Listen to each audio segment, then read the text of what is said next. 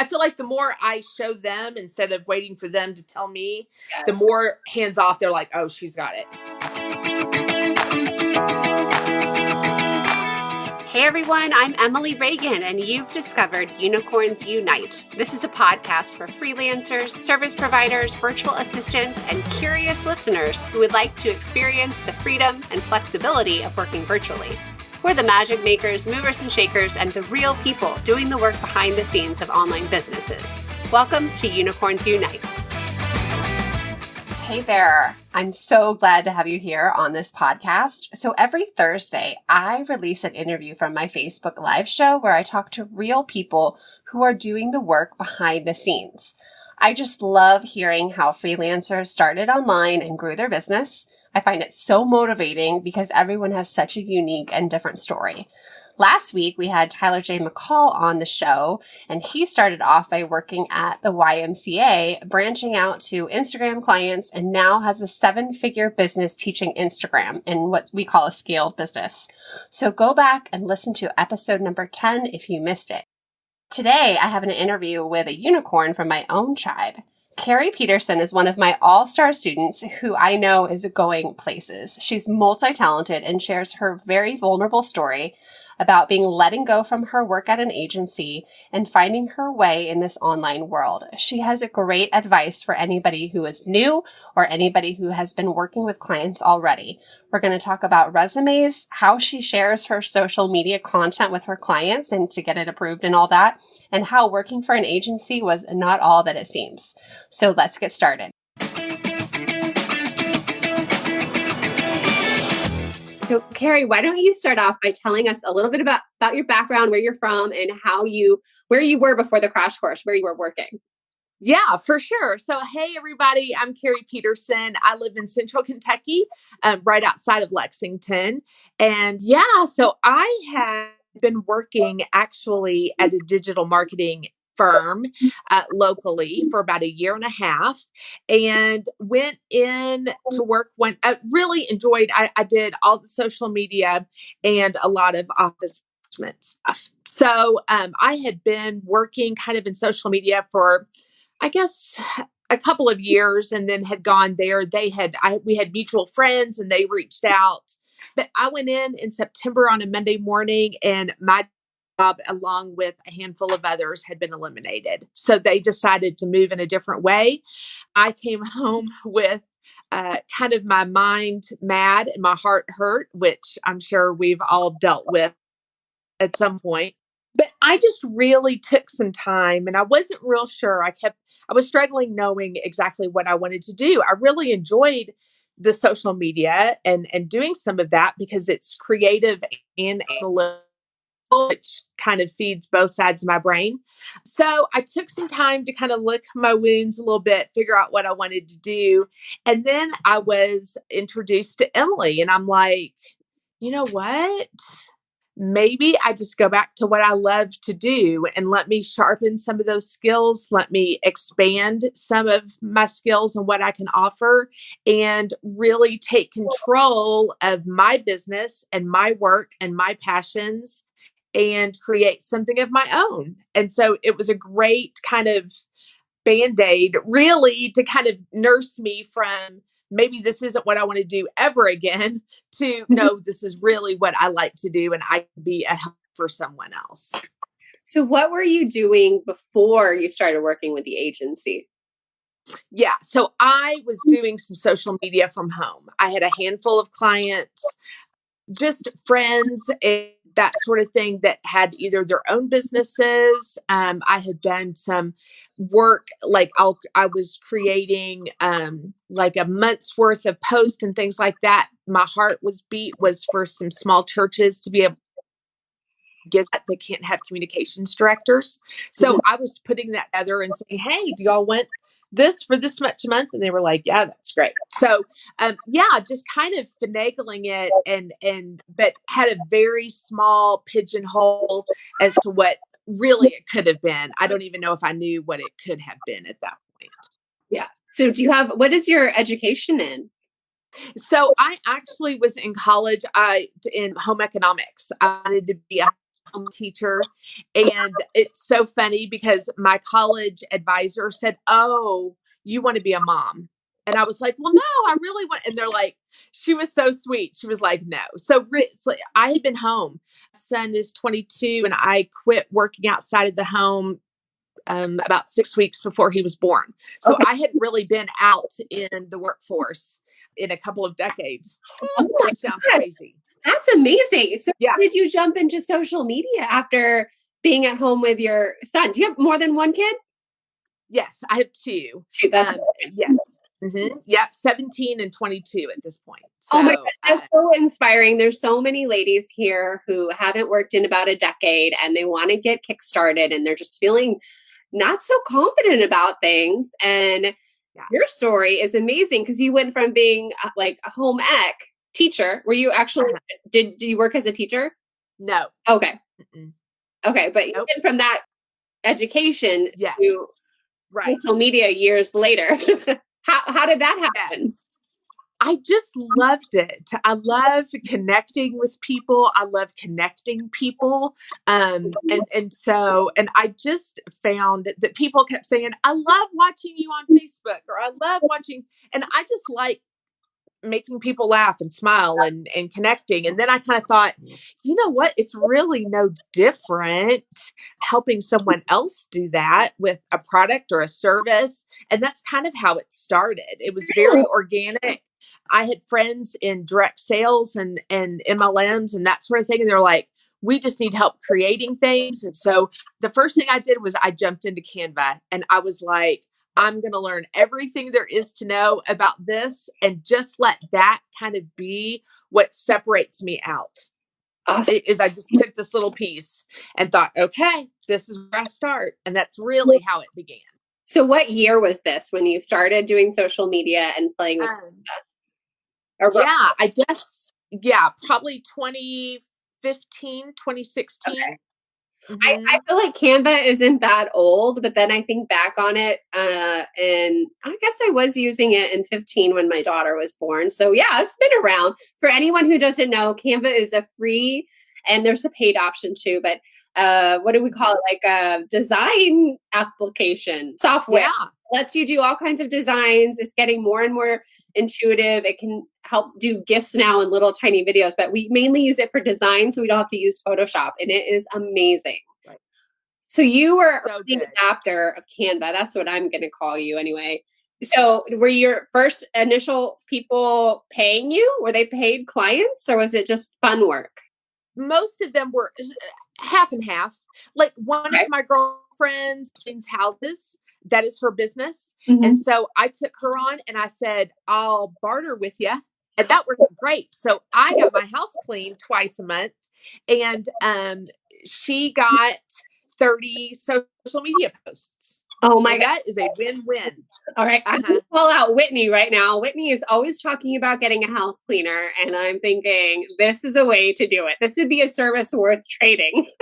Yes, for sure. I could sit at my desk for a couple hours, knock that out. She was ecstatic. I was happy, and I didn't have to clean my. You know what I mean? Like it was totally worth it. So yes, where my daughter takes dance class, I went to the dance teacher and I said, "I'm really getting started. I need some clients that will just kind of help me build that resume. So, I will do this for you and, at a very reduced, like $100 a month, but I could again hand her all of those posts and make a little bit of money, but have that on my resume and have some things that people could see that I'm really publishing and doing." I like that you did it discounted and you didn't do it for free. And if you caught the interview with Shanti on Tuesday, she talked about how the clients who get stuff for free probably almost tend to treat you the worst or be the most nitpicky. So when you put a little skin in the game, it helps up that level of your, clients' involvement. And I don't know what I'm trying to say there, but I like that. And I like that you don't become resentful because you're not doing it for free. You are doing it for some money. So that trade really helps with your confidence and your esteem. No, they need to know that you're bringing something to it. That Mhm. I'm not at home just it's so fun, it's so cute. Like it is work, and it is mental work, and it, you know what I mean? And it's a design skill. And I just wanted them to know I'm not doing this like, I don't know how to describe it. Like, I'm going to make a cute wreath and hang it on your door. I am giving you something that is tangible and really business building, and that is worth something. And so that made them feel like, oh, Carrie knows what she's talking about. I'm going to invest in this. And that's a win for them and for you, because it made me feel like, yes, I am bringing something of value to the table. I think back on this time where we were stationed in Quantico for 10 months and I didn't have a job. I was substitute teaching. I did a little video production for this TV company, but I thought, oh, I'm going to teach myself Illustrator. So I got it out. I worked through a couple lessons and then I just stopped. But if you had given me a client with a purpose and a project and a deadline, I would have done it. I would have made a better use of those 10 months. I never did learn Illustrator. Like, I know, like, Yeah. teeny tiny bit, but like I suck at it. So I encourage you all to do what Carrie did. And this is what I teach, is to find the local businesses, get your name out there, talk about what you do the discounted services, and get the experience, because it builds a portfolio and you're more likely to do the work. You won't be like Emily on Illustrator doing nothing. Just being like, I don't want it. Yeah. Yeah. Yeah. Yeah. Yeah. And find those things. Find a couple of things that you really, I found that I really enjoyed Canva. I didn't go in going, okay. And I think that is something that's why I needed to jump into the program, is because I needed to expand. But even after I could expand that, I needed still find the one thing that you really like or that you're really good at, or put all your intentions in there, and then start building some puzzle pieces into that to really make it more well-rounded. Yes. Yeah, Like, give me a specific example. So once you got in with a client, like, what did you start doing after that? So, so then back in the fall, so I just really delved into Facebook and Instagram, really started researching ad lingo, what's good about ads, how to tailor the audience and really pinpoint who their ideal client is and how to reach them on social media. That was kind of my next obvious step, because I was doing so much posting and engaging and that sort of thing. Yeah. And then once I went to work at the agency, I got to learn a little bit more about website and SEO and those sorts of things, which was great. I didn't do that exclusively, but I learned and listened and that sort of thing, which was really a benefit to know. But it's nothing that I don't want people to think that year and a half at the agency is what got me here, because it wasn't. Yeah. It just wasn't. I don't want people to think, oh, well, I haven't worked in that was a very it's a whole nother podcast. If you want to know more, message me, because it was a TV show for sure. But that wasn't the pivot point for me, really. The pivot point for me was taking ownership and responsibility of me and my business and what I know I could offer someone, and saying, okay, now how can I do this? And I think that's when I started researching and I found you, which was that was really the pivot point for me. So I think whoever is out there and who is taking this course, you've already made that step. You've already made that pivot step of, I can take ownership of me, my business, and my income, and this is how I'm going to do it.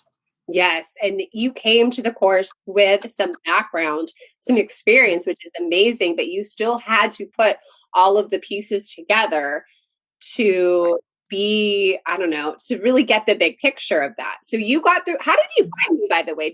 You were in my webinar, right? Yes. Yeah. I think it must have been a Facebook ad. I was trying to think last night, and I think it must have been a Facebook ad. Yeah. I can't remember. You thought during the webinar, because we had our one-on-one consultation. Yes. I remember that very well. And so after we had our one consultation, did you have any clients at the time? You were still trying to remind me what happened there. You were still trying to figure out where. Yeah, I think I was. Yeah. Yeah. I don't think I did. When we had our one-on-one, I didn't have any clients. I remember thinking you were one of those stories where we had our one-on-one and the next thing I know, like you have a client. Like that seems to be the pattern. So did you know, like when you walked away from the crash course, like what did you really walk away with? Like what was your big aha moment and what you wanted to do with your business? Yeah. I think my big aha moment was I was putting it in such a, okay. So I'm kind of a word image girl. So I think a couple of years ago, I really had it like I was running a preschool. And all of a sudden, after the crash course, I thought, I am offering college level courses. Is that silly? I mean, that makes sense to me, right? Like I was kind of playing with it before. And then all of a sudden I thought, no, this is real life right here. This is something that has value. There are people out there looking for this way beyond my little scope. And I'm going to be the best VA I can be, the unicorn, to find those clients. All of a sudden, that was the big mental shift, I think, for me, is playing with it. And, oh, I have my own business and it's cute, to I have a company of one, but I am running it that way. That was a huge shift for me. Yeah. And it is serving value and it is much needed. And it's like this whole self-worth mindset thing when you're like, this is something people pay money for. Like this does not come natural to everyone. And you get to own it. And Yes. it's not a hobby just because it comes natural. No. Right. Right. And I think that's what we were always taught. You know, people say all the time, oh, I got to go to work or it's my job. And so we kind of feel like there's days that are hard. It's true with anything. But I think all of a sudden when you really realize I can do this, enjoy it, and it be my job, that's gold. Like that is just the kickoff point. That's where we really shine. So I haven't told you this, but I had one of my mastermind friends look at my webinar because my last round of webinars did not do amazing. And that's fine. And she looked at it and she said, I can already tell you're too happy about it. She's like, you are making this be too fun. You need to focus on people's pain points. And I'm like, I can't do that. To me, this is, I mean, if you really are in dire need of a job, you will find any old job. Like this is a job for somebody who does want to have job satisfaction and ownership, and there is fun in it. I can't help it. That's right. That's I can't be like, focused on everyone's pain. I'm like, this just doesn't feel right. But anyway, I thought that was a funny thing. This is like marketing 101. And I'm like, I can't twist the knife. And it is fun. I wake up Monday morning so excited to work and on my clients' work and on my own business. It is like given me such new passion and such new drive. It's like, I love it so much more than any of my other little side hustles that I tried to do as hobbies. Yes, for sure. And I think that's when I left the agency. Like, I just kind of thought that was my turning point, is it doesn't have to be like that. Yes, they burned me, but what I like has nothing to do with that. It really has to do with my passion, what I want to do. And yeah, I'm like you. And the flexibility, that is key for me. My son normally is a GA at LSU. He's a graduate assistant in athletics. And so we like to be able to go to Baton Rouge and go to a football game or go to a baseball game, and that sort of thing. And I don't want to have to take vacation days to do that. So I just take my laptop and my daughter will be graduating next year and going off to college. And so we want to be able to do some things. And so really that flexibility, I love being able to work 8 a.m. to 10 a.m., just like 8 p.m. to 10 p.m., right? As long as that gets done, that works for me. So I love that. That's probably one of the best things that for people watching, that flexibility is huge. So is thing that is your pivot point to go, yes, I can do this. Yeah. And especially right now, if you're homeschooling and doing all that sort of thing, you can still do this. And what a win. What a win. Yeah, you might have to dial it down. You won't be, doing 10 hours a day during these times. But if I was really motivated, I could wake up early. a little bit more structured in my school days and have, quiet time. Usually I try to work in the afternoons right now. But what I wanted to tell you, my pivot point was we moved before we had kids. We moved to Oklahoma. I hadn't worked in a while and I was so excited. I get my dream job and it was a PR job. It was like my second tier dream job, but I couldn't believe I got hired. I'm the military wife and I get 10 days of leave a year. And my parents are in Texas. My grandmother is not doing well. I want to we just came from Europe. Like I want to go play with my husband Right. and kids. And I was so stressed. How do I use those 10 days? Do I go visit family? Do I take a day off to do stuff to the house? It was so stressful knowing that this job and the people I were working for did not have my back long term, which they ended up kind of hosing me. That's a whole nother story too. But in the end, I'm like, I know I'm moving and this is not my forever job. So why 10 days? What am I going to do with that?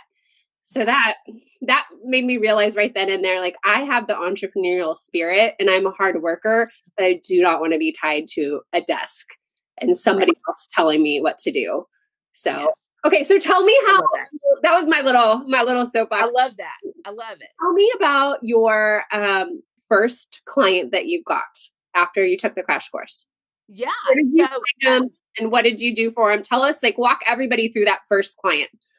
Sure. So I started actually looking at a lot of boards and a lot of job ops that you offer. And, if you go into Amy Porterfield's groups and not the ones I didn't pay for those things, but just started really looking. And so quickly people are looking, people need help and they are so hungry for that. And so I reached out, sent a couple of, I think both of them maybe had emails. And so I just typed up an email and said, hey, I'm really, if I could find them, if I could find their business on Facebook, I sent a video message. And I think that's really important. Somehow I feel better when you seeing my face and hearing my voice.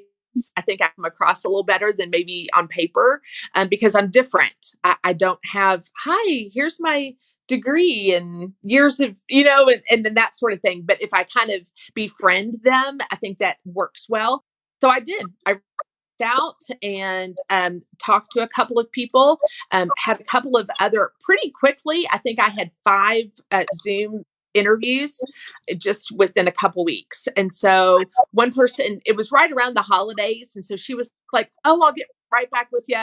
I emailed a couple times. She just faded, which happens. Yeah. Right. Some people just aren't built to run their own business. I could kind of feel like she was not one of those. So, and then, but pretty quickly, 2 other small businesses, they were kind of like gift shops, which I kind of liked that they were similar because I could kind of get into that lane. We signed and we did a 3-month. I don't really do a lot of contract stuff just because I don't want people to feel like they're in for a year. I don't want to be tied to them. And one of them, she, bless her heart, she can open a Google folder. And I was just kind of like, I can do your social media. I can't create a business for you. That's not my job. And if so, we're going to have to up the per hour rate. Yes.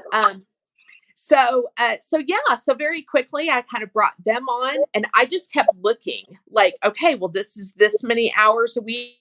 I really want this many hours a week.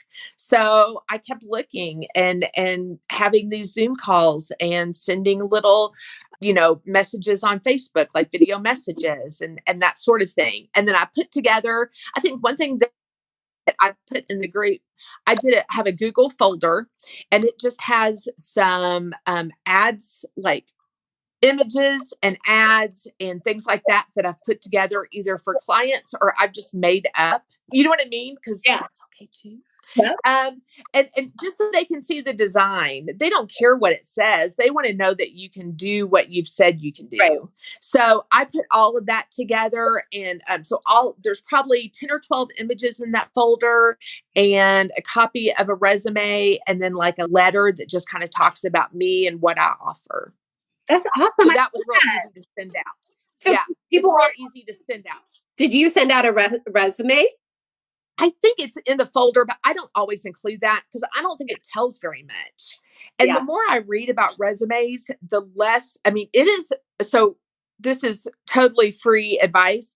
Resumes are becoming very outdated, and your resume is not like it was when I first built mine a few years ago. They really want SEO for resumes. Think of your resume as an SEO piece.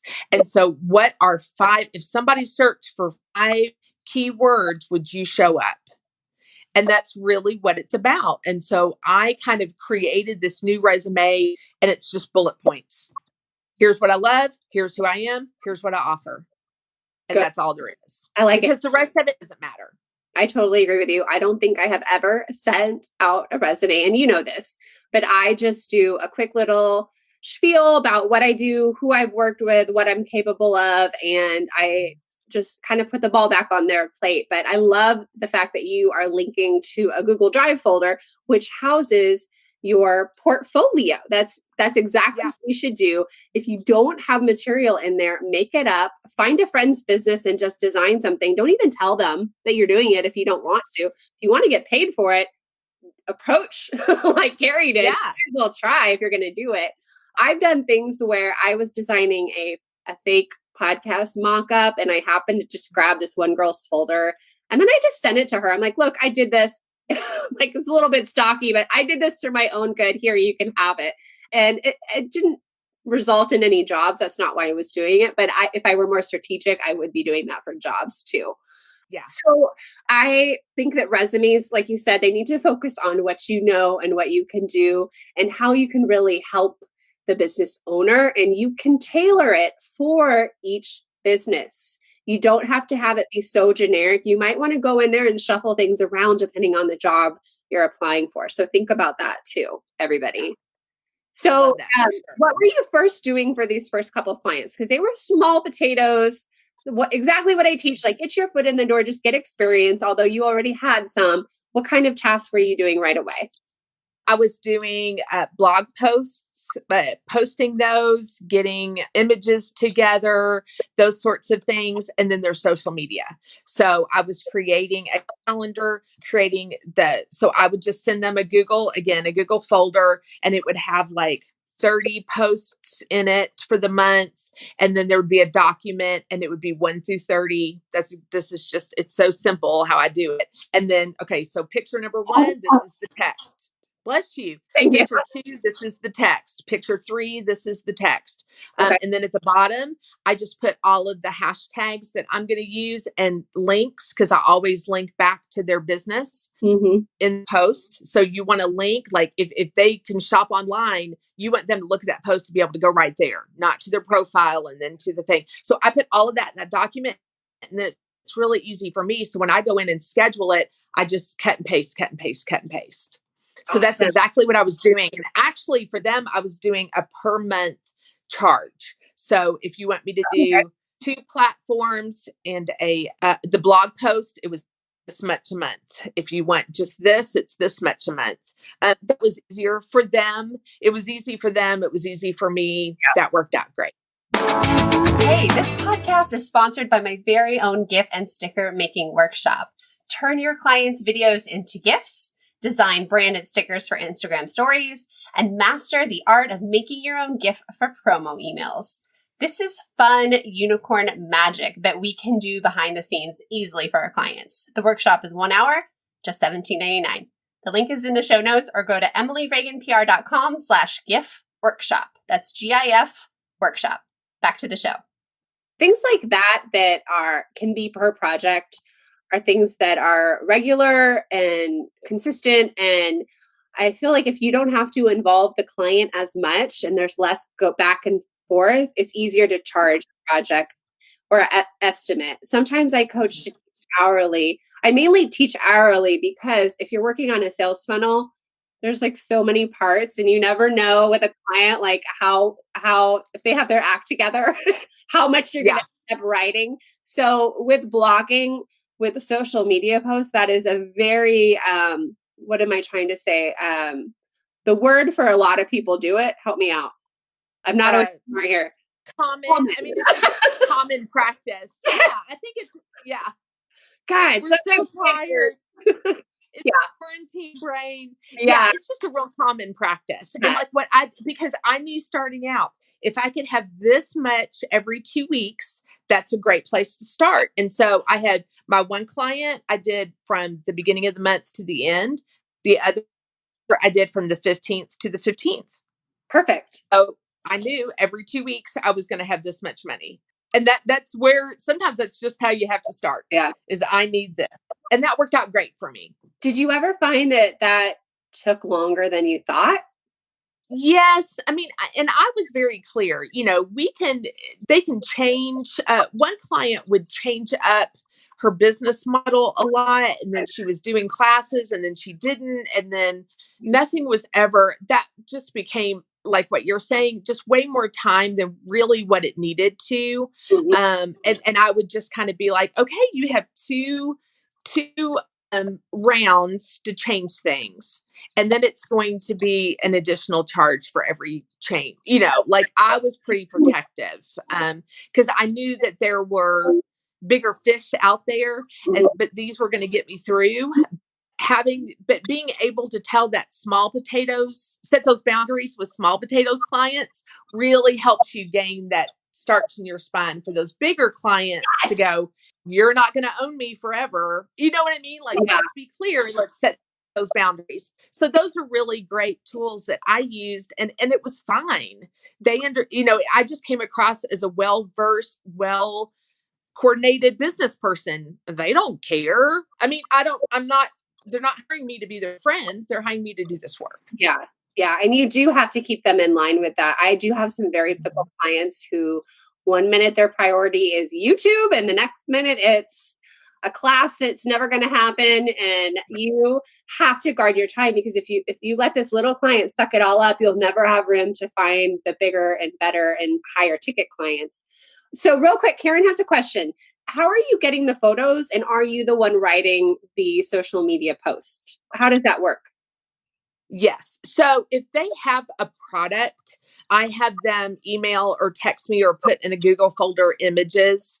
And then I just layer those. I upload all those into Canva and play with them and do different things. If they do not have images, like if it's more of a service, or you're still going to have to use stock. So Canva just gets better and better. Like they just keep adding. But I also use Unsplash a lot. Is free copy, open images, but you can usually find a lot of different things there, which is great. Yeah. So I just go and find, and then I do write the text, just because I know when I look at that image, I know what I was saying in it. And so I don't want the client to have to go, well, wonder what this is supposed to mean, or what does this convey? Or so I just go ahead and write all the text and send that in a document with the images, and then I schedule and post it all. So you have the caption, the post here on the Google Doc, and the photo right by it, like side by side? No, I have like the 30 images in the folder, and then the last thing in the folder is a doc Okay. that has like 1 through 30. Okay. And Okay. just All post. coordinated. Uh-huh. Yeah. And then she has an opportunity to go through there and approve it for you. Correct. Okay. Yes. Do you ever have clients like not even bother? Yes. Because and those are my favorite. They're like, we love it. And I'm like, yes, that's the right answer. Yeah. Yeah, it's the one that's, I had one that she was so picky about colors. Like, she's like, never, ever use pink. And I was just kind of like, well, it's February. So, hi, you may not like pink, but all of your clients know it's February and it's Valentine's. And we might need to use some pink. Like, I'm just not fighting this battle about pink. Like, this is crazy. And so but I finally ended up, if they aren't well branded, and this might be a whole nother conversation, Emily, but if they're not well branded, I make them that way. I will send them here the palette of 5 colors that I think you like. And then everything comes through that lens.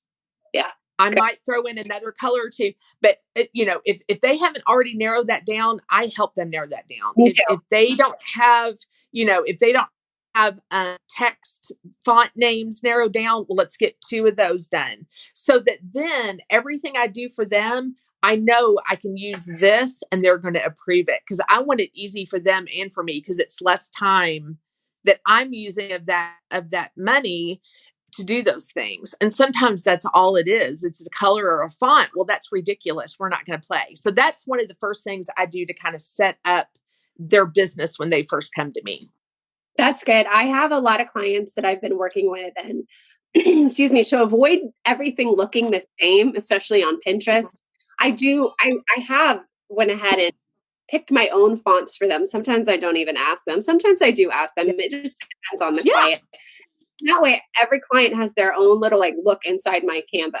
And it kind of helps me keep fresh too, because if I'm doing like 28 pins, like they can all start to look really similar. And you do need it to be a little bit different, a little bit more interesting. You have that pattern interrupt. But you can, as a unicorn VA, you will find you have to take control sometimes. You are way more than just the admin view. You're just going to have to make some executive decisions and own it. And then sometimes they'll come back to you like, oh, I don't actually like that because they hadn't thought of it yet. So you're forcing them to think about things. But yeah, which is great. I mean, that's what you're there for. That's what will set you apart is you don't just don't just do what's handed to you. You're showing them how much more you can offer. yes. And that's great. Yeah. Yeah. And that's how you get more work if you want to with the client. You can decide if you want more work. You can come to them with more suggestions. They'll start to trust you and open up to you and include you in launches and future plans. And the next thing you know, you are on their team as usually not full, like the main contractor. Right. Or they'll tell their friends or they'll tell people in other groups like, oh, I hired this girl. She does this for me. Great. Share my information. And that works out great. And so that's when, and with these, you learn and you grow. And then that's when I just kept looking because I knew I wanted to have more hours. And that's when I found, next client. Okay, let's talk about next client. First of all, let me answer Debbie's question really quick. Debbie, your stock photos unsplash. There's something out there. If you just Google free stock photos, but Canva now has free stock photos inside the Canva Pro.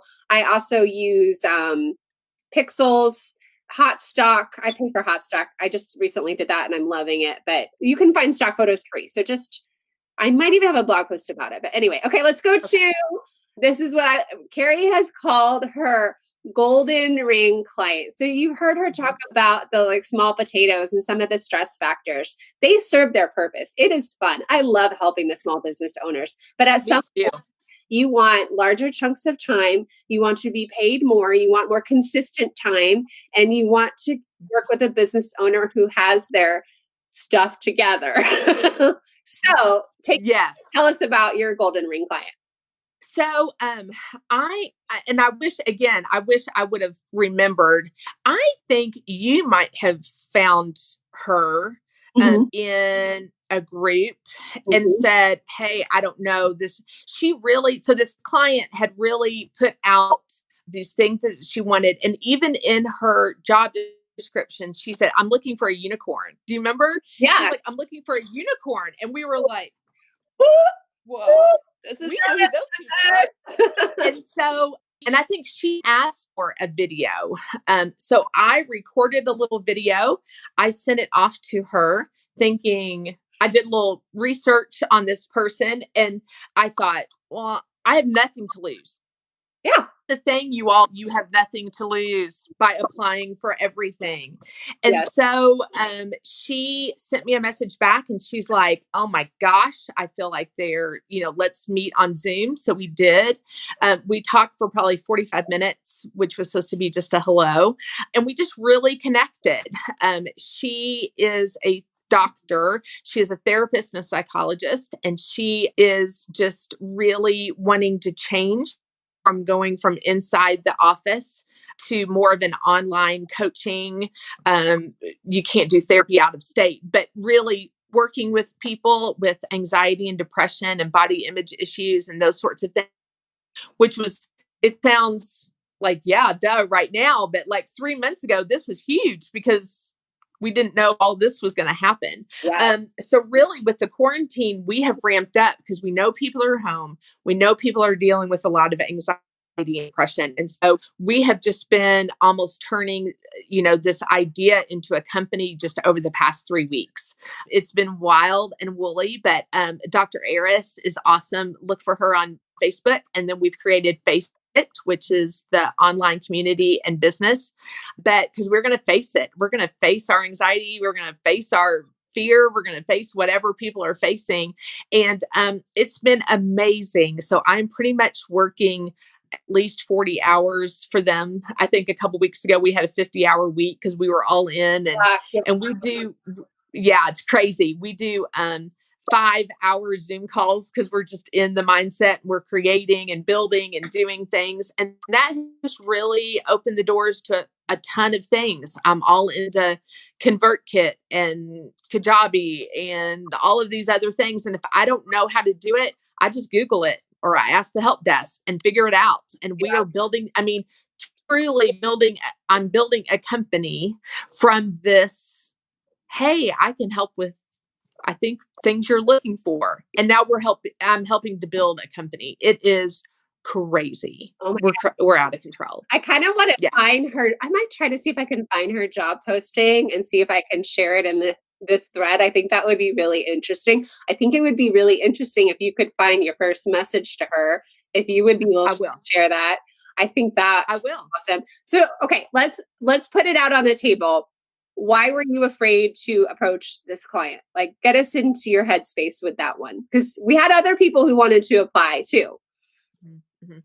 Because, just mainly because of who she is. So she had a show on Bravo. I'm a big trash TV girl, so I know all the Bravo shows. So she had a show on Bravo. She's been on Dr. Drew. She's been on Today's Show. They live in Calabasas. I live in Lexington.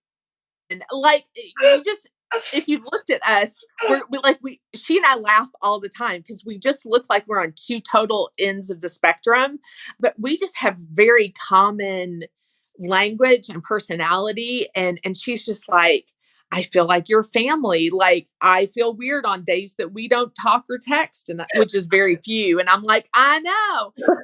But I just really felt like she is looking for somebody, not me. Like, I don't know what I thought. Maybe it's just intimidating. But again, I had nothing to lose. Yeah. And if she said no, that's okay. I can hear no. Yeah. But it was worth it. But it was just very intimidating because of this. Status. Yeah. Yes. Her what am I trying to say? Like her celebrity. Yes. Yeah. And here's the thing. Here's what I learned. I can't put my resume up next to hers. That's not what this is about. Mm-mm. It's not. And I think we do that all the time. Yeah.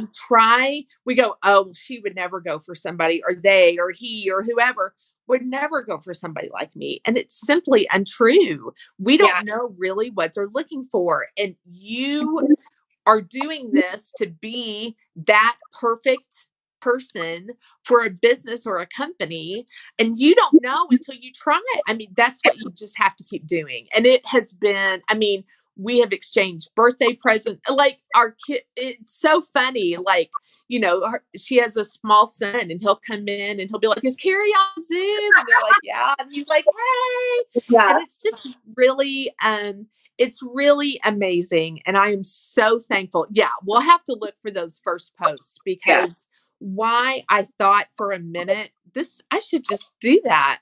And I think I even messaged you, and I'm like, am I crazy? And you were like, no, why not? And I knew that this is just and it helps, because when you have some of those clients that make you want to pull your hair out, first of all, you don't have to keep them forever. You just don't. Open up some time, because had I had 40 hours of these smaller clients, I wouldn't have even applied. But being able to have that margin and that flexibility to be able to say, this is really what I want. I really want to go all in with someone. I want to be able to be their go-to girl. It makes my heart happy when she and I are on a Zoom call with somebody else and she's like, "This is Carrie. I can't live without her." That's Yeah. what melts my butter. Like, that's what I love. I like that too. I like to have less context switching. When you have too many clients and you're balancing that out, and a lot of them think, oh, well, she's on call for me all the time. But you've narrowed yourself down because you got the good client here. Now, back to this. We know what she wanted. This is my little soapbox. She wanted a unicorn. So many business owners out there just need somebody who gets it and helps them. It is hard to find us. I am building my whole online business off of this principle because it is true. They want somebody who understands how all of this online formula stuff comes together and helps them get online and make money. And even somebody with a Bravo TV show, right, you would think she's connected, didn't know those people. We are this just like this treasure because we are able to implement. We're not some high level project manager who doesn't actually do the work. We implement, we know the strategies, we know the tactics, we get it. And those people are hard to find. And so you got in my network. I shared the job posting. I was so excited about it. And I think I might have, I kind of want to say I messaged you on the side and I'm like, go for this one. But I'm so glad you didn't let that stop you. Yeah. We also had a Emmy winner, makeup artist. I posted her job op in my group and I just thought this is crazy. So for anyone watching, I do post all of our job opportunities to our crash course students. And I also post them first to my work group students. But I was like, what's happening here? I got a Bravo TV show client. We have the lady who worked on Jurassic Park wants a VA. This is crazy. But these are all people, they're not out of our league. They're struggling. They got their talent and they know their thing in their area, but they do not know digital marketing. They do not know how to set up lead magnets and emails and what they should post on social media. They don't know that. They're trusting. Right. So that was my soapbox about unicorns. No, I love it. And I think that's why it was so, and again, me working at the digital marketing agency had nothing to do with that. You know what I mean? I just don't want people to hear that and get stuck on that because that was really, for her, that really had nothing to do with it. And there are times that I just kind of go, this is who I am. And they're like, well, what do you think? And I'll say, we have this good working relationship. Now, some of these, I still have a couple of online stores or that sort of thing. And I like to do that, but it's different to feel because they're more hands off and these people are more hands on, but it's what you like. So, you know what I mean? If you want 5 hands-off clients, that's great. Do you, sis? But if you really want to invest and go all in, then do that too. There's no wrong answer, but it's just about continuing to keep looking and reaching out and connecting. And it has been I just kind of pinched myself going, I am so thankful, this is such a great fit. And it just feels good. And I just, I would just shout it because going through, look, hold on. This, can you see it? This was my binder. Oh my goodness. What's in there? The program. Oh, my program? Yes. Yes. Yeah. I am such a nerd, but I love office supplies. And so, that was really just reigniting that passion and feeling and I think just hearing that, yes, people are out there looking, because I think sometimes we look at our little bubble. Well, who do I know that might want this? Well, no, I have this is in Calabasas, California. One of my online stores is in North Carolina. You know what I mean?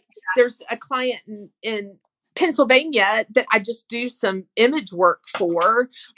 They're everywhere. And so look bigger. I'm so thankful that I looked bigger and I was encouraged to look bigger and I was supported in looking bigger and that sort of thing. It's been amazing. I think all of us deal with this self-doubt and wondering if we are good enough or if we know enough. I mean, I struggle with that. with that myself, and I've been in the business for a while. Yeah. And a course, and I'm not just saying just my course, but almost any course will give you that confidence. Like whether it's like, oh, I did know how to do this, I can do this, or if it's just brushing up on your skills, or if it's teaching you something mind blowing and new, and then you feel that more confident because you discovered it and you know it and you added it to your skills. This is the power of investing in your education, because it does build your confidence. And it doesn't always have to be a paid course. Everything you can find out there free. Just like Carrie said, she's figuring out Kajabi, she's figuring out ConvertKit. You understand the basics of what they're trying to do, and then you go figure out like logistical, technical things.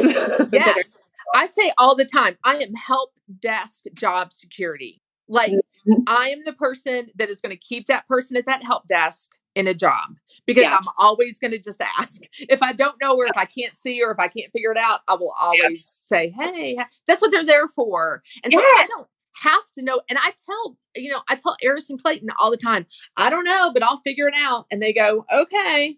Because they don't know either. They don't know either. So they just want you to do it. They just want you to do it. They're hiring you because you're going to figure it out and you're resourceful. And by the way, help desk are my best friend. And I used to be like embarrassed if I was like, oh, they're going to send a copy of that over to the client's email, I'm like, no, whatever. I just saved them time. I didn't spend 5 hours trying to figure it out myself. I'm like, okay, I tried X, Y, and Z, straight to the help desk. I don't have time to waste. So don't be embarrassed. Just, don't bash your client in that chat. Correct. Because sometimes you want to know if it's you or who you are. So, be honest. But anyway, kind of a funny little story. I totally relate to being the chat desk. Yes. Yes. Why not? That's their job. They are those unicorns. So we're going to let them do what they do best. That's exactly what I said. I mean, pick their brain while they're at it.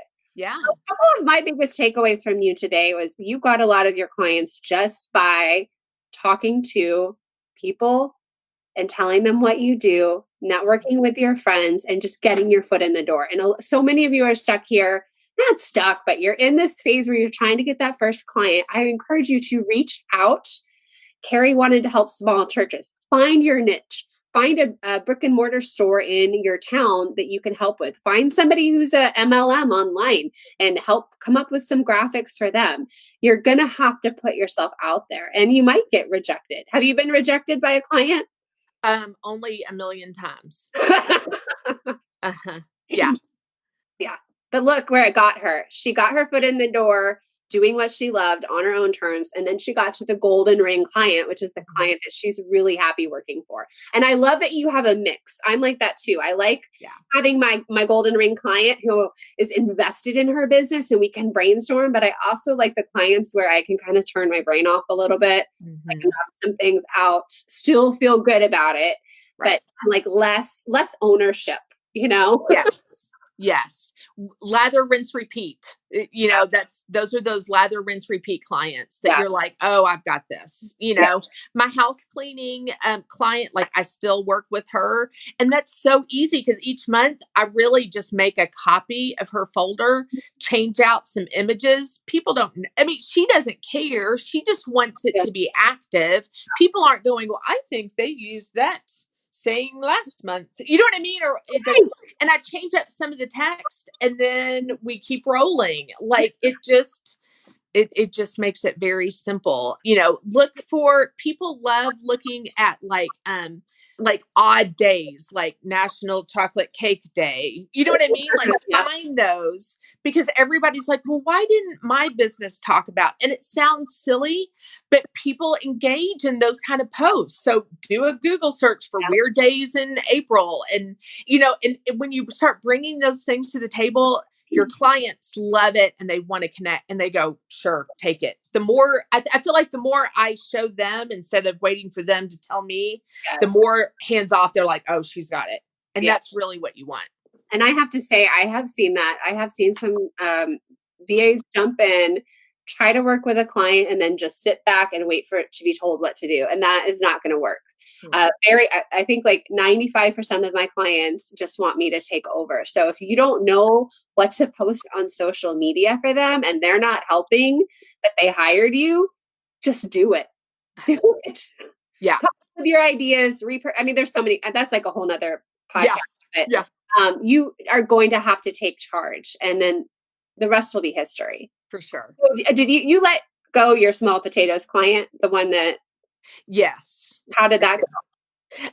It was fine. I mean, I just actually with she was kind of struggling with because of some of this being closed and that sort of thing. So it was kind of nice.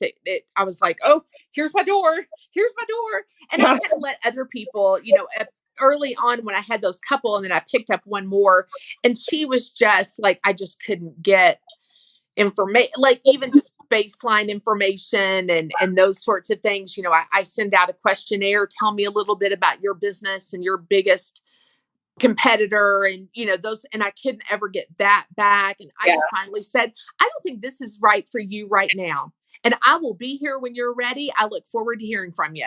It's very quick, because I don't have time. I can't fight for you. I can't fight for your business. You have to do that. So a lot of our VAs right now from the course have some clients like this. So this is super helpful. Yes. Amazing. Yes. They're trying to figure it out. We're trying to figure it out. So if you can't, it's not worth it. Don't keep burying yourself in their mess, open up the door and look for somebody that will work with you and help you do your job best. Yeah.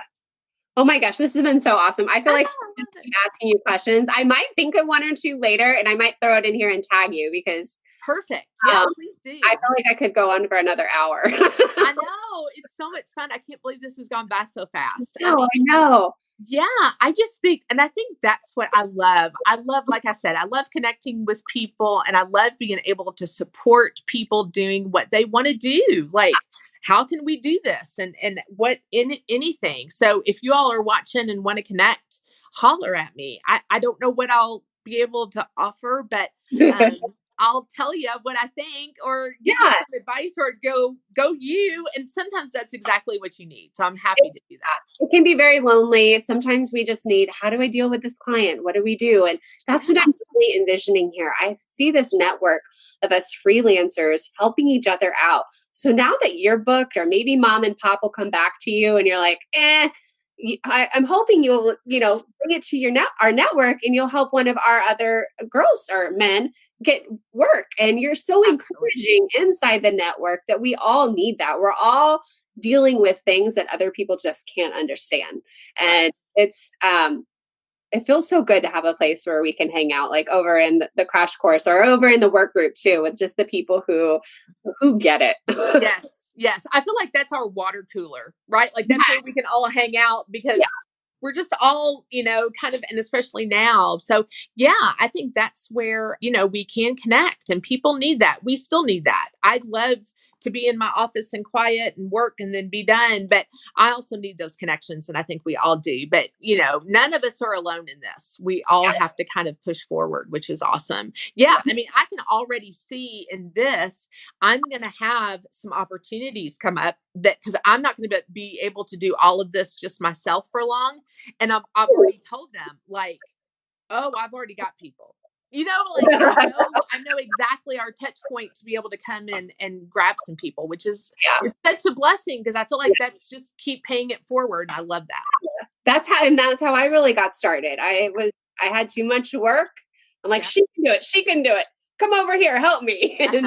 And now we have a pool of people who are at least aware of what's going on and can help. But that's awesome. I love it. Yeah. I'm so happy for you. Every time you text me about this client, and it's just like a goal. It's just like the dream place. If I wasn't doing this right now and teaching people, I would be totally happy with my golden clients, Tracy. I just love her to death. And she's finally making some money, and I, hurt to step away from it. So I'm kind of like living vicariously through you.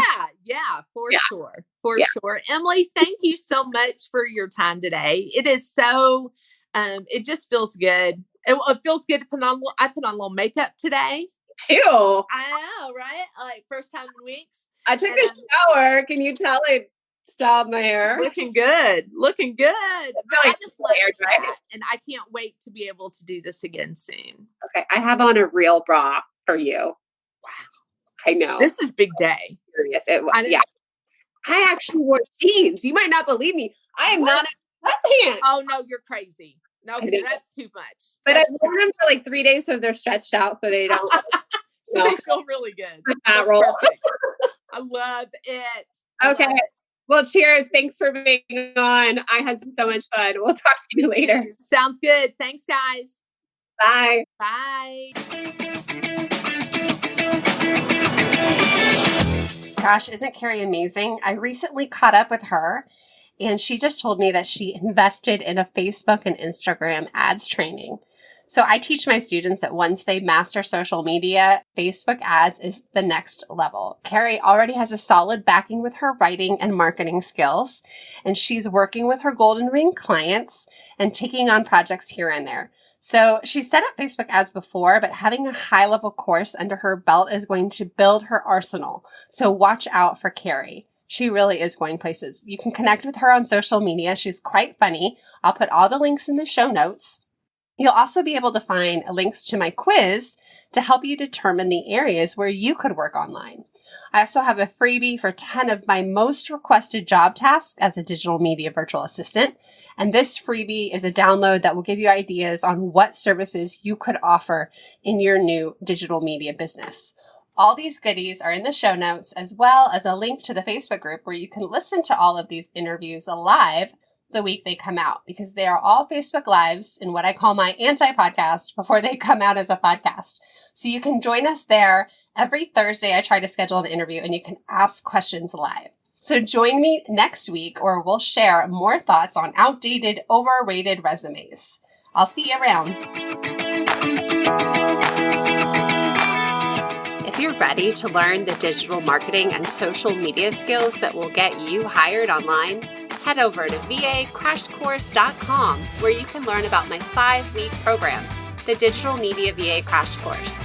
Small business owners and solopreneurs want to hire someone who gets it and who can help them implement just about everything. They're looking for a magical assistant who does it all. With my comprehensive training, you can get your foot in the door and become a unicorn. Check out vacrashcourse.com.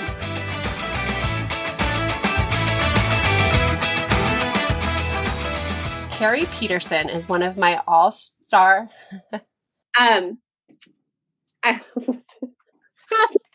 going to say something really smart. Oh,